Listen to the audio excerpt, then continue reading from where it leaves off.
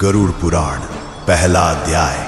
मृत्यु के तुरंत बाद क्या होता है और फिर वह क्षण आता है जब जीवन की अंतिम श्वास रुक जाती है, नेत्रों के आगे अंधकार छा जाता है और संपूर्ण अस्तित्व एक शून्य में विलीन हो जाता है। किसी ने कभी कल्पना भी नहीं की थी कि आज की सुबह उसकी अंतिम सुबह होगी। परिवार रो रहा होता है, चिकित्सक कहता है अब यह नहीं रहा, किंतु जो चला गया वह सब कुछ देख रहा होता है ऊपर से, आत्मा के रूप में। गरुड़ पुराण कहता है मृत्यु के तुरंत पश्चात आत्मा अचंभित हो जाती है। उसे समझ नहीं आता कि यह क्या हुआ।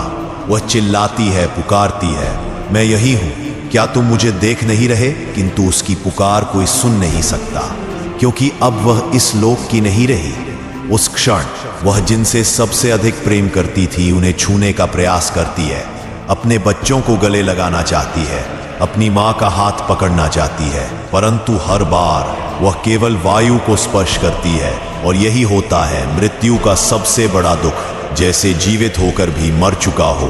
तभी एक भीषण ठंडक का आभास होता है और उसके समक्ष प्रकट होते हैं यमदूत, काले, विकराल, आंखों में अग्नि, हाथों में लोहे की जंजीरें, और वे कहते हैं चलो अब तुम्हारे कर्मों का लेखा जोखा होगा।